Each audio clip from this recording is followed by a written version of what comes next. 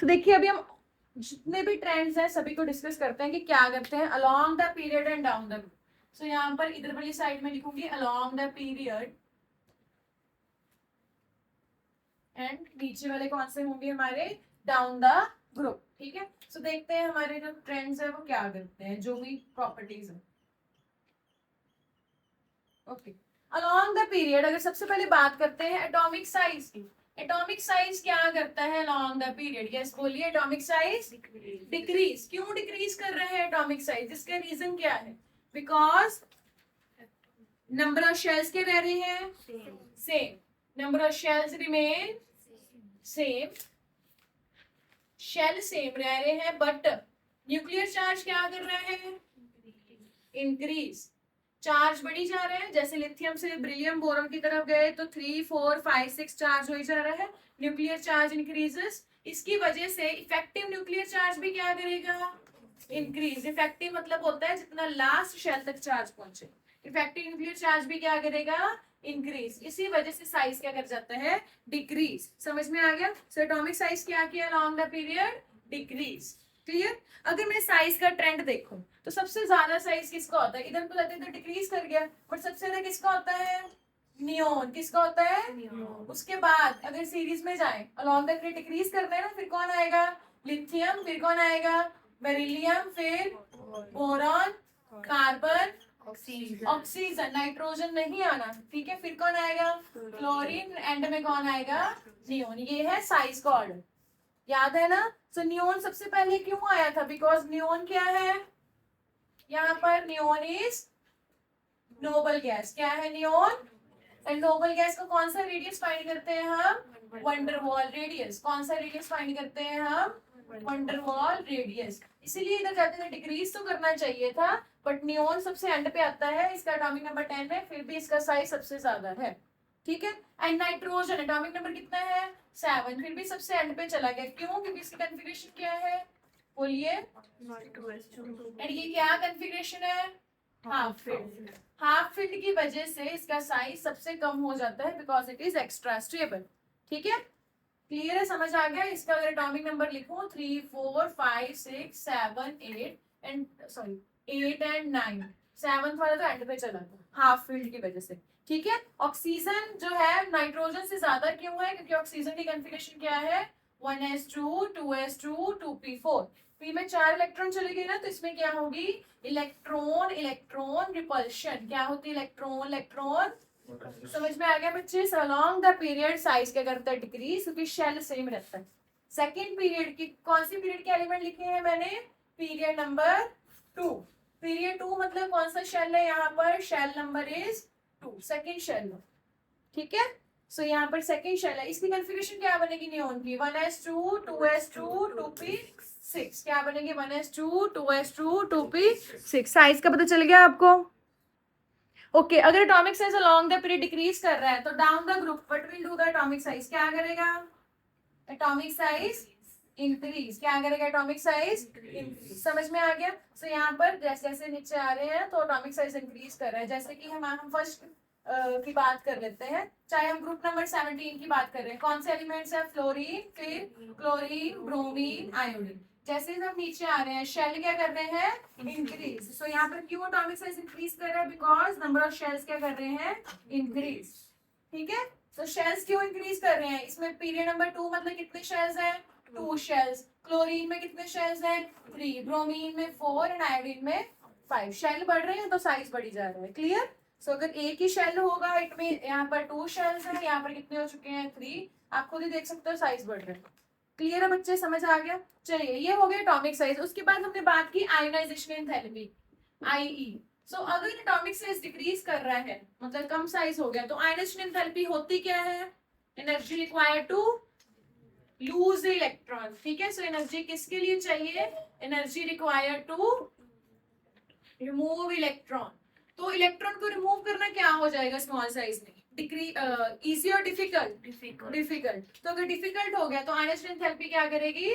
Increase. क्या करेगी? बाकी सारा रीजन सेम आ जाएगा। सो इट मींस इधर को साइज डिक्रीज कर रहा है बट आईई क्या कर रही है? इंक्रीज। इट मींस जो एरोज है वो रिवर्स हो जाएंगे। क्लियर? तो एरोज रिवर्स होने चाहिए थे। एंड सबसे ज्यादा किसकी आती है यहाँ पर आयनाइजेशन एंथैल्पी? नियोन की। किसकी आती है सबसे ज्यादा आयनाइजेशन एंथैल्पी? अब neon back to its position, वापस अपनी पोजीशन पे आ गया। सबसे ज्यादा नियोन की क्यों है आयनाइजेशन एंथैल्पी? यहाँ पर वही आना है, lithium, beryllium, boron, carbon, nitrogen, oxygen, fluorine and neon. सबसे ज्यादा किसकी है? नियोन की। किसकी है? क्यों नियोन की सबसे ज्यादा? Again same reason, because it is fully filled stable. क्या है ये? फुली फील्ड की वजह से एक्स्ट्रा स्टेबल है। बट आयनाइजेशन एंथैल्पी में हमारे पास दो और एक्सेप्शंस है। कौन कौन सी है यहाँ पर? तो ये एरो ऐसे ही आने चाहिए थे, बट देयर आर एक्सेप्शंस। कौन कौन सी एक्सेप्शन है? Beryllium and boron. तो बोरॉन अभी पीछे चला जाएगा एंड पहले कौन आ जाएगा यहाँ पर? बेरिलियम। तो क्यों ये बेरिलियम एंड बोरॉन की एक्सेप्शन है? बिकॉज बेरिलियम की कॉन्फ़िगरेशन क्या है? 1s2 2s, बेरिलियम 4 है ना एटॉमिक नंबर। क्या है इसकी कॉन्फ़िगरेशन? 1s2 2s2। क्या है यहाँ पर? Fully filled. क्या है यहाँ पर? और क्या एक्सेप्शन है हमारी बेरिलियम बोरॉन के अलावा? Nitrogen, oxygen. ऑक्सीजन पीछे चला जाएगा, नाइट्रोजन की ज्यादा है। क्यों नाइट्रोजन की ज्यादा है हमने अभी देखी है, because it is half field extra stable. ठीक है, तो देखिए ट्रेंड दोनों का डिफरेंट है। यहाँ पर सिर्फ नियोन एंड नाइट्रोजन आते हैं एंड्स पे, यहाँ पर देखिए नियोन फिर वापस आगे जाने की नियोन की सबसे ज्यादा है। आयनाइजेशन एंथैल्पी भी एंड साइज भी। क्लियर? फुली फील्ड की वजह से। And exceptions nitrogen, oxygen and beryllium boron. Clear? Down the group में कोई एक्सेप्शन नहीं है। डाउन द ग्रुप में अगर एटॉमिक साइज इंक्रीज कर रहा है यहाँ पर, तो आयनाइजेशन एंथैल्पी क्या करेगी? डिक्रीज, क्योंकि easy to remove the electron. Clear है बच्चे? समझ आ गया? सो ये हमारी फर्स्ट प्रॉपर्टी साइज, सेकंड आ गया ionisation enthalpy. Let's discuss the third property, that is electron gain enthalpy. What is electron gain enthalpy? It is energy release. क्या है ये एनर्जी? देखिए ये डिफरेंस समझ लेना, ठीक है? ये एनर्जी रिक्वायर है, इलेक्ट्रॉन गेन एंथैल्पी क्या है? Energy release. कब रिलीज हो? When electron is gain, when electron is. So अगर यहाँ पर आते आते साइज कम हो रहा है, तो कम साइज में इजी टू गेन और difficult to gain? Easy to gain means EG will also increase. क्या करेगी? ईजी विल आल्सो इंक्रीज, मतलब it will become more negative. क्या बन जाएगी? समझ में आ गया बच्चे? तो देखिए सिर्फ साइज डिक्रीज कर रहा है, बाकी ये दोनों इंक्रीज कर रही हैं। ठीक है? एंड डाउन द ग्रुप भी सिर्फ साइज यहाँ पर इंक्रीज कर रहे हैं, बाकी दोनों क्या करेंगी? डिक्रीज। सो अगर उधर इंक्रीज की है तो ईजी इधर क्या करेगी? डिक्रीज। डिक्रीज का मतलब क्या है? It will become more negative और less negative? Less negative. Decrease मतलब क्या है? It will become less negative. Clear? But इसमें दो एक्सेप्शन थी। कौन कौन सी? ऑक्सीजन एंड ईजी में कौन कौन से दो एक्सेप्शन है? ऑक्सीजन और सल्फर में से किसकी ज्यादा है? सल्फर की। किसकी ज्यादा है? सल्फर की ऑक्सीजन से ज्यादा है। क्लोरीन की किसकी ज्यादा है? फ्लोरीन। समझ आ गया? इसमें दो एक्सेप्शंस आती हैं। ऑक्सीजन और सल्फर में से किसकी ज्यादा है? सल्फर की। वैसे सल्फर की कम होनी चाहिए, इट शुड डिक्रीज। फ्लोरीन और क्लोरीन में से क्लोरीन की कम होनी चाहिए, क्योंकि डाउन द ग्रुप डिक्रीज कर रही है ये। क्लोरीन की डिक्रीज करनी चाहिए थी, बट क्लोरीन की ज्यादा है। क्यों ज्यादा है यहाँ पर? ऑक्सीजन और फ्लोरीन की कम क्यों है? बिकॉज यहाँ पर ऑक्सीजन एंड फ्लोरीन का साइज क्या है? स्मॉल। किसका साइज स्मॉल है? ऑक्सीजन एंड फ्लोरीन का। अगर इनका साइज स्मॉल है तो इनकमिंग इलेक्ट्रॉन क्या फील कर रहा था? रिपल्शन। इसकी वजह से इनकी जो ईजी है वो कम हो जाती है। ठीक है? साइज स्मॉल की वजह से, इनका साइज छोटा सा है, इसकी वजह से जो आता है ना इलेक्ट्रॉन, वो रिपल्शन फील करता है, क्योंकि ऑलरेडी इलेक्ट्रॉन्स इनके भी पड़े हुए हैं वहां पर। क्लियर है बच्चे? समझ आ गया? उसके बाद हमने डिस्कस की इलेक्ट्रोनेगेटिविटी। हाँ जी। सो अगर साइज कम हो रहा है तो इलेक्ट्रोनेगेटिविटी क्या करेगी? Again it will increase. क्या करेगी? And down the group electronegativity decrease. क्या करेगी? Down the group electronegativity. समझ में आ गया? इसमें कोई एक्सेप्शन नहीं है। इसमें हमने देखा है कि हाईएस्ट फ्लोरीन की ही है। क्लियर? समझ आ गया? सो ये हमारे चारों ट्रेंड्स है जो हमने डिस्कस किए हैं। इसके अलावा एक और ट्रेंड आ जाता है, that is fifth is metallic metals. हाँ जी, मेटालिक करेक्टर। तो मेटल्स क्या होते हैं? जो इलेक्ट्रॉन क्या करे? लूज और गेन। लूज। अब हमें सबको पता है कि मेटल्स क्या होते हैं। मेटल्स वो होते हैं जो करे इलेक्ट्रॉन क्या करे? Loose electron. अब मुझे ये बताइए कि इधर आते थे साइज कम हो रहा है, इलेक्ट्रॉन लूज वाली प्रॉपर्टी कौन सी थी? इलेक्ट्रॉन लूज वाली प्रॉपर्टी कौन सी थी? Ionisation enthalpy. तो इधर आते आते आयनाइजेशन एंथैल्पी क्यों इंक्रीज कर रही है? इलेक्ट्रॉन लूज इजी और डिफिकल्ट? डिफिकल्ट। इधर आते आते इलेक्ट्रॉन लूज करना क्या हो जाएगा? डिफिकल्ट। अगर डिफिकल्ट होगा तो मेटालिक रिएक्टर क्या करेगा? डिक्रीज। क्या करेगा? डिक्रीज। क्यों? क्योंकि जो इलेक्ट्रॉन लूज डिफिकल्ट हो रहा है, इसी वजह से आयनाइजेशन एंथैल्पी इंक्रीज कर रही थी। क्यों इंक्रीज कर रही थी? क्योंकि इलेक्ट्रॉन लूज करना क्या हो रहा है? डिफिकल्ट। अगर डिफिकल्ट हो रहा है इट मींस मेटालिक रिएक्टर भी क्या कर जाएगा? डिक्रीज। क्या करेगा? कम, क्योंकि इलेक्ट्रॉन लूज ही नहीं कर पा रहे इधर वाले एटम्स। अगर लूज नहीं कर पा रहे मतलब क्या कर पा रहे हैं? गेन। तो इट मींस अगर मेटालिक रिएक्टर डिक्रीज कर रहा है तो कौन सा रिएक्टर इंक्रीज करेगा? Non metallic reactor. Non metallic reactor क्या कर जाएगा इधर? इंक्रीज।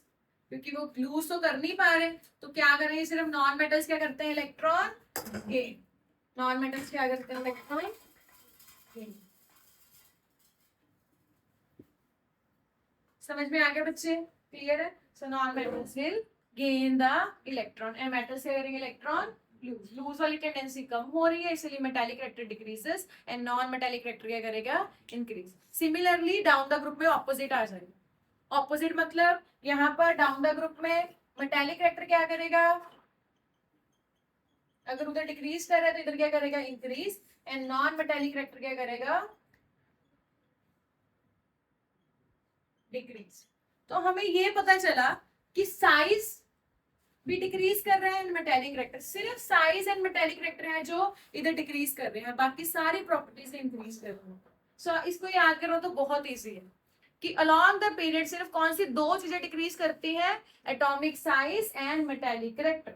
बाकी सारी प्रॉपर्टीज इंक्रीज कर रही हैं। ठीक है?